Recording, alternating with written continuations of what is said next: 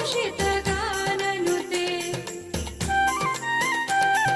सकलसुरासुरदेवमुनीश्वर मानववन्दितपादयुते जय जय हे मधुसूदन कामिनी सन्तानलक्ष्मि सदा पालय माम्।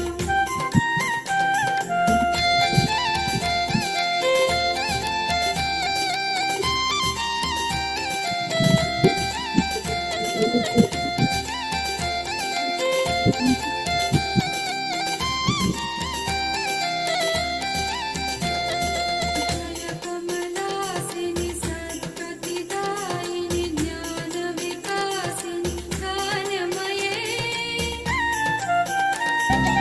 अनुदिनमर्चित कुङ्कुमचन्दन भूषितवासितवाद्रनुते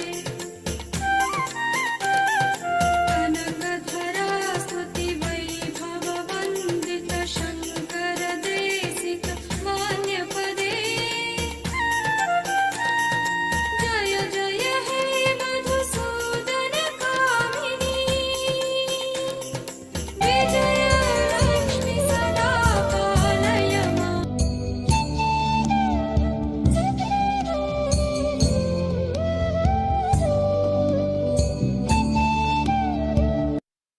जय श्री माता जी। हम सब श्री माता जी की प्रतिमा की ओर देखेंगे और नमस्कार करेंगे।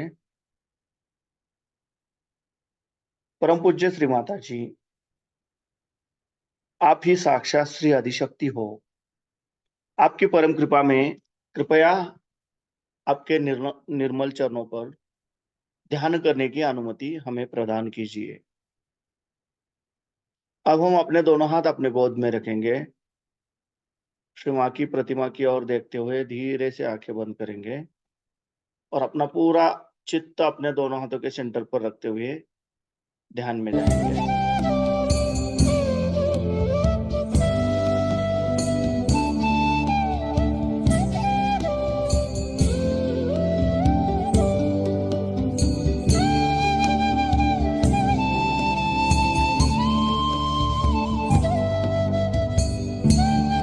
अब हम अपना राइट हैंड पृथ्वी तत्व पर रखेंगे, अपना लेफ्ट हैंड अपने गोद में। अपना पूरा चित्त हम अपने लेफ्ट हैंड के सेंटर से धीरे धीरे अपने तालु भाग की ओर, अपने सहस्रार की ओर लेके जाएंगे और सहस्रार से धीरे धीरे हमें अपना अटेंशन हमें राइट हैंड द्वारा पृथ्वी तत्व में समर्पित करना है। यह क्रिया हमें आराम से 7 बार करनी है।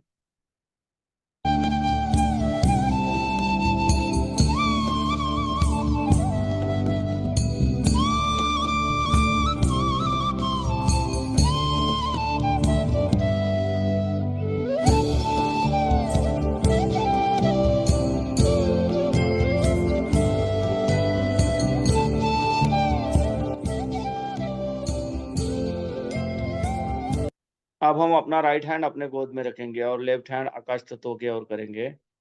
अपना पूरा अटेंशन, अपना पूरा चित्त हम अपने राइट हैंड के सेंटर पर केंद्रित करेंगे और धीरे धीरे हमें अपना चित्त अपने राइट हैंड से अपने तालु भाग की ओर, अपने सहस्रार की ओर लेके जाना है और सहस्रार से धीरे धीरे हमें अपना चित्त लेफ्ट हैंड द्वारा आकाश तत्व में समर्पित करना है। यह भी क्रिया हमें आराम से 7 बार करनी है।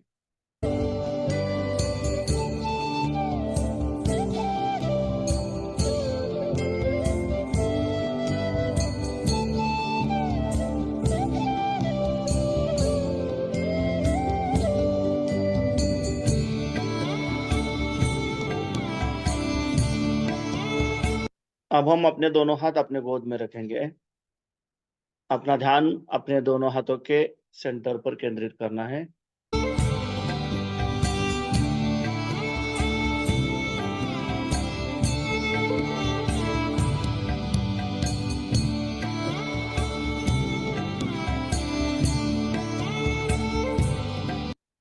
अब हम अपना राइट हैंड अपने हृदय पे रखेंगे, लेफ्ट साइड पे। परम पूज्य श्री माता जी, आपकी परम कृपा में मैं केवल एक शुद्ध आत्मा हूँ। मैं मन नहीं, बुद्धि नहीं, शरीर नहीं, अहंकार नहीं। मैं केवल एक शुद्ध आत्मा हूँ। मैं केवल एक शुद्ध आत्मा हूँ। मैं केवल एक शुद्ध आत्मा हूँ। अब हम अपना राइट हैंड अपने आज्ञा चक्र पर, जहाँ पे हम बिंदी लगाते हैं, वहाँ पे रखेंगे। परम पूज्य श्री माता जी, आपकी परम कृपा में मैंने सबको क्षमा कर दिया है। मैंने खुद को भी क्षमा कर दिया है। मेरे मन में किसी के भी प्रति द्वेष भावना नहीं है। मैंने सबको पूरे हृदय से क्षमा कर दिया है। अब हम अपना राइट हैंड अपने तालू भाग पर, अपने सहस्त्रार पर रखेंगे और धीरे-धीरे क्लॉकवाइज 7 बार रोटेट करेंगे।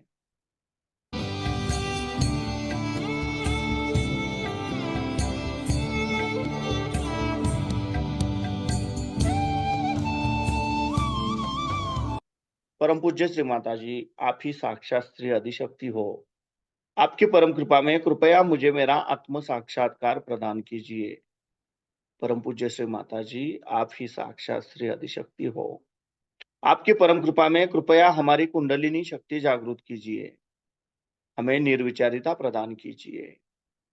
अब हम अपने दोनों हाथ अपने गोद में रखेंगे। अपना पूरा चित्त, अपना पूरा ध्यान अपने दोनों हाथों के सेंटर पर केंद्रित करेंगे और इसी अवस्था में हम श्री माँ की अमृतवाणी सुनेंगे।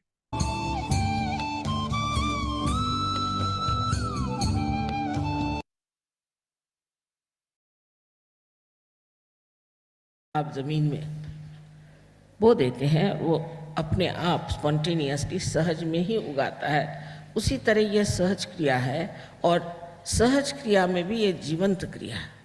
और उत्क्रांति यानी इवोल्यूशन का ये चरम अब लक्ष्य है कि हम कुंडलिनी का जागरण करके आत्मा स्वरूप हो जाए। क्योंकि अगर मनुष्य स्थिति में अगर आप रहें तो अभी आपने उस एकमेव सत्य को पाया नहीं। अगर पाया होता तो कोई झगड़े होते नहीं, कोई परेशानी नहीं होती, लड़ाइयाँ नहीं होती। हर एक आदमी हर एक चीज़ के बारे में अलग अलग चीज़ कैसे लिखता। इसकी वजह है कि एकमेव सत्य जो है उसे पाया नहीं।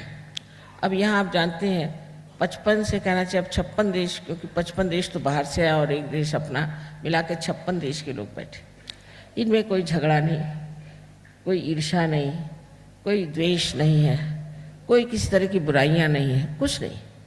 प्रेम के आंदोलन में बैठे हुए। ये सब कैसे हुआ? क्योंकि सबके अंदर एक ही आत्मा स्थित है और उस आत्मा के प्रकाश में सब एक दूसरों को एक जैसा ही देखते हैं। ये आत्मा जो है ये परमात्मा का एक प्रतिबिंब है। आजकल के ज़माने में तो लोग सिवाय साइंस और पैसे के तीसरी चीज़ को जानते ही नहीं है, ना मानते भी नहीं। लेकिन समझने की बात है कि अगर यही सब कुछ हो जाता तो आज अपना संसार कितना सुखी होना चाहिए था। सो हुआ नहीं। बाल बच्चे ठीक नहीं रहते हैं, पैसा हुआ तो बाल बच्चे खराब हो जाएंगे, उसकी एक आफत लगी रहेगी। और अगर किसी के पास कोई सत्ता भी आ जाए तो उससे भी वो कोई भला काम करेगा, ऐसी बात नहीं। इसे ये जानना चाहिए कि मनुष्य में अपूर्णता बहुत आ गई है और ये अपूर्णता इसलिए आई है कि उसको पूर्ण करने वाली जो चीज़ हमारे अंदर है, जिसे हम आत्मा कहते हैं, वो जागरूक नहीं हुई। परमात्मा का प्रतिबिंब या आत्मा स्वरूप सबके अंदर है। बस यही है कि वो साक्षी रूप होकर के हमारी सब प्रक्रिया देखता है और इन गतिविधियों को देखते हुए वो सिर्फ जानता है, लेकिन अभी तक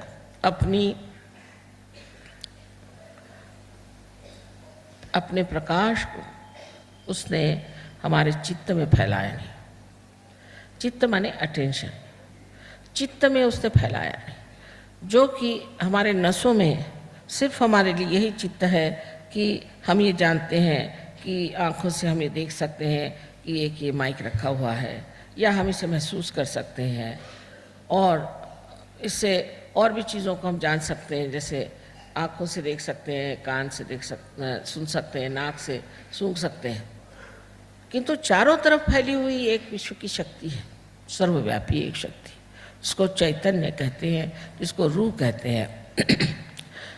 ये जो जितने भी कार्य, अब देखिए कितने सुंदर फूल हैं, एक छोटे से बीज से या पौधे से ही कितने सुंदर फूल निकल आए। ये कैसे आए हम सोचते भी नहीं, ये आँख कैसी बनी इससे हम सोचते भी नहीं, कुछ सोचते ही नहीं। हम सोचते बस हम ठीक है इंसान बन गए सो बहुत हो गया। लेकिन ये बने कैसे? अगर इधर आप ध्यान दें और ज़रा गंभीरतापूर्वक सोचें तो ये किसी न किसी वजह से बने हैं। और ये वजह ये है कि अब मनुष्य चेतना से ऊपर एक चेतना जो आत्मा की चेतना है उसे हमें प्राप्त करना। और वो जब चेतना हमारे शरीर को चेतित करती है तो हमारे अटेंशन में, हमारे चित्त में उसका प्रकाश आ जाता है और हम नस नस में उसको महसूस कर सकते हैं।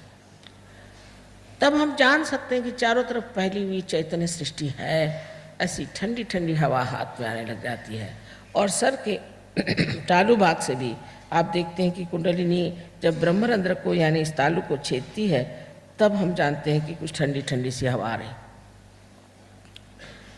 इससे हमारे अंदर सबसे पहले तो संतुलन आ जाता है। संतुलन आने के बाद हमारे जो विचार हर समय हमारे खोपड़ी में घुसे रहते हैं वो ठंडे हो जाते हैं। ये विचार भी हमको आते कहाँ से हैं? तो भविष्य से और भूतकाल से। हम आज वर्तमान में इस वक्त कहाँ हैं ये विचार हमें नहीं आता, क्योंकि उसमें विचार ही नहीं है। इस वक्त कुंडलिनी का जागरण हो जाता है तब आप बराबर वर्तमान में आ जाते हैं, निर्विचार। इसे निर्विचार समाधि कही है जो कि हठ योग में है। डॉक्टर साहब ने कहा वो बात ठीक है कि आजकल का जो हठ योग है ये वास्तविक में हठ योग नहीं है। पातंजल के हठ योग को आप पढ़े तो उन्होंने कहा है कि निर्विचार समाधि और निर्विकल्प समाधि पाना ही इस योग का लक्ष्य है। किंतु लक्ष्य तो हम लोग सिर्फ ये कि कुछ एक्सरसाइज करें, कुछ ये करें, ये तो बहुत ही छोटी सी चीज़ है उस अष्टांग योग की कि आप ये एक्सरसाइज करें, वो करें। हम लोग भी लोगों को बताते हैं कि आप एक्सरसाइज करिए। अगर कोई शारीरिक इस तरह से दुविधा में आपके घर ये रीढ़ की हड्डी, स्पाइनल कॉर्ड पड़ गया हो तो, किंतु कुंडलिनी स्वयं ही इतनी आतुर है। वो आपकी माँ है, आपकी व्यक्तिगत माँ है, आपकी अपनी माँ है। उस सब आपके बारे में जानते हैं कि वो स्वयं ही उठ करके सब चीज़ धीरे धीरे धीरे धीरे ऐसी सुंदरता से ठीक कर देती है कि आप स्वयं आश्चर्य में हो जाते ये कैसे। और उसके होते ही आपका सारा दृष्टिकोण, आपकी सभी चीज़ बदल ही जाती है, एक परिवर्तन सा आ जाता है। मैंने पहले ही कहा कि ये जीवंत क्रिया है, इस पर ज़बरदस्ती नहीं कर सकते। एक जीवंत क्रिया है, जैसे कि ये इंस्ट्रूमेंट है, जब तक इसको आप मेन से नहीं लगाएंगे इसका कोई अर्थ नहीं निकलता। उसी प्रकार जब तक हमारा संबंध इस मेन से न हो, ये चारों तरफ फैली हुई चैतन्य की सृष्टि से हमारा संबंध न हो, जिसे कि हठ योग में ऋतंभरा प्रज्ञा कहा जाता है, तब तक हमारा भी कोई अर्थ नहीं निकलता। लेकिन ये होते ही अनेक चीज़ें हमारे अंदर हो जाती, जैसे डॉक्टर साहब ने बताया कि असाध्य रोग ठीक हो जाते हैं। और उसके बाद में आपकी मानसिक स्थिति ठीक हो जाती है, संतुलन में आप आ जाते हैं, साक्षी स्वरूपत्व आप पे आ जाता है, लक्ष्मी तत्व भी आप में जागृत हो जाता है, अनेक तरह की चीज़ें हो जाती हैं। लेकिन ये सब जो हैं ये महत्वपूर्ण है। बहुत से लोग मुझे पास आए, हज़ारों लोगों को बीमारियां थी, ठीक हुए सब, और फिर वो चले गए, उन्होंने कुछ ध्यान धारणा नहीं की, कोई गहरे नहीं उतरे, फिर दूसरी बीमारी लेकर पहुंच गए। तो रात दिन अब मुझे यही धंधा रह गया कि सबकी बीमारियां ठीक करते रहो। लेकिन अगर मनुष्य गंभीरतापूर्वक इसको सोचे कि अगर यही सब कुछ है तो ये तो हमारे हित के लिए है और सारे संसार के हित के लिए है, तो क्यों ना हम इस चीज़ को करें और इसको हम क्यों ना प्राप्त करें। रोटेरियंस के लिए मुझे एक तरह से बहुत आशा थी एक ज़माने में, अब पता नहीं क्या कहें उनको आगे के लिए, किंतु मैं सोचती थी कि इन्होंने चक्र को ही अपना सिंबल माना है और उसका रोटेट करना ही विशेष माना हो, ये बहुत बड़ी बात है। लेकिन उस सिंबल को मानते हुए हम लोग क्या हमारे चक्रों की ओर नज़र करते हैं या देखते हैं या नहीं।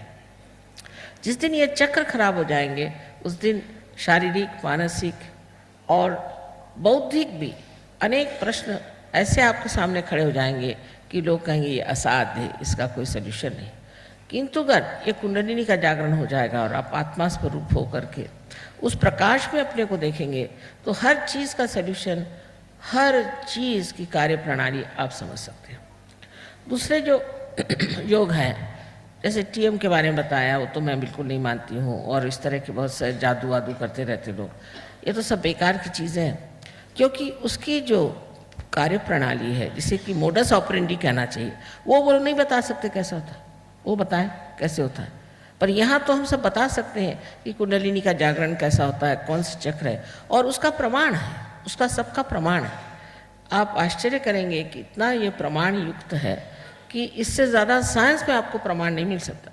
एकदम इसको कहना चाहिए कि परफेक्ट इसका आप उदाहरण दे सकते हैं। हमारे यहाँ अभी 3 डॉक्टरों ने इसमें MD प्राप्त करी है, और भी डॉक्टर्स करेंगे इसमें MD प्राप्त, इसमें कोई शक नहीं।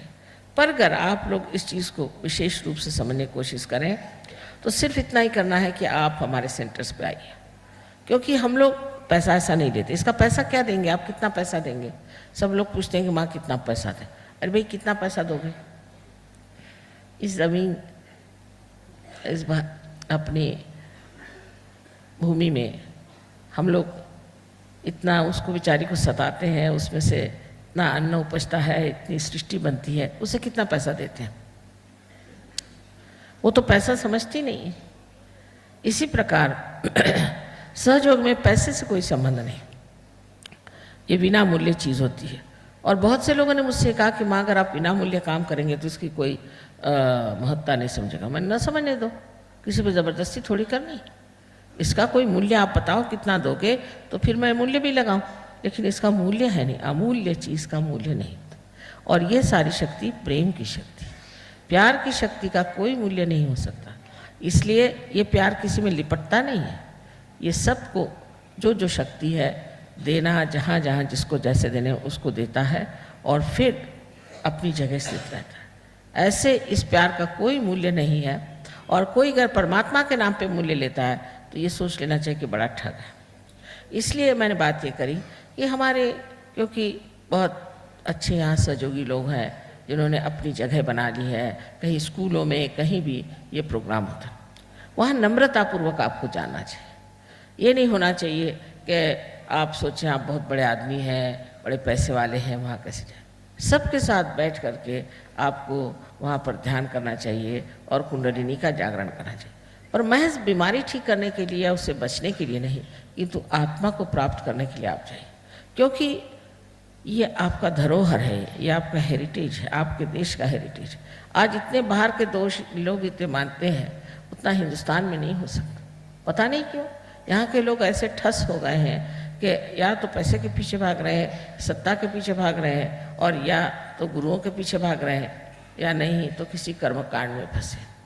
सच्चाई के पीछे भागने वाले जो लोग हैं, सच्चाई के पीछे में, जो वाकई सच्चाई को चाहते हैं, जिससे अपना भी हित करेंगे और दूसरों का भी, ऐसे लोग ही सहयोग में आ सकते हैं। लेकिन जिनको झूठी चीज़ें चाहिए, उसके लिए सहयोग में कोई भी चीज़ उपलब्ध नहीं, कोई चीज़ आपको मिल नहीं सकती। अब मैं साफ साफ बता देना चाहती हूँ कि जिसको सहयोग में आना है वो यही मन में ठान ले कि मुझे अपना जीवन, अपने घर गृहस्थी का जीवन, और इतना ही नहीं इस शहर का, इस देश का, सारे विश्व का जीवन सुधारने की जिम्मेदारी है। इसका सहयोग का उपयोग एग्रीकल्चर में बहुत होता है, जानवरों पे होता है, हर एक पर होता है। बहुत इस पर हम लोगों ने एक प्रयोग किए हुए हैं। यहाँ साइंटिस्ट कुछ बैठे हैं, इन्होंने प्रयोग किए हैं।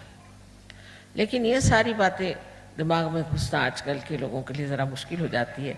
इसलिए मैंने सोचा कि पहले अगर इनकी थोड़ी सी भी जागृति हो जाए तो उस अंधुक से एक प्रकाश में वो ज़रूर सत्य को देखेंगे और अपने को ठीक करने का प्रयत्न करेंगे। एक से एक इसके चमत्कार हुए हैं। बहुत से लोग जो गाना नहीं जानते थे वो बड़े आर्टिस्ट हो गए, बड़े बड़े आर्टिस्ट का नाम हो गया है। बहुत बड़े जो पेंट करना नहीं जानते पेंट करने लग गए, जो कभी भाषण देना नहीं जानते थे ओरेटर्स हो गए। ऐसे अनेक जगह अनेक अनेक चमत्कार हुए। और सबसे बड़ा तो इसका चमत्कार ये है कि आप शांतिपूर्ण हो जाते हैं, आपके सर की जो परेशानियां दूर हो जाती हैं, मुख पर की जो झुर्रियाँ हैं वो घट जाती हैं, और आप बहुत शांतिमय जीवन में आ जाते हैं। और उस शांतिमय जीवन में आकर के आप एक आनंद के सागर में आ जाते हैं। इसकी अनेक बातें आपको बताने की है कि क्या क्या हो सकता है, किंतु आज समय इतना नहीं है कि मैं आपको सारी बातें बताऊं। वास्तविक मुझे पता ही नहीं था कि आज का प्रोग्राम भी कोई बनाया हुआ है। बहरहाल जो भी हो, इतने थोड़े समय में भी काफ़ी बातचीत हो चुकी। इसमें जो सबसे बड़ी बात है वो ये जानना चाहिए कि ये हम किस तरह से जानते हैं कि दूसरे आदमी को क्या परेशानी है और हमको क्या। तो जिस वक्त जागृति होती तब हमारे ये 5 चक्र 1 2 3 4 5 और 6 और 7 चक्र और इसी प्रकार राइट हैंड में ये सारे जागृत हो जाते हैं।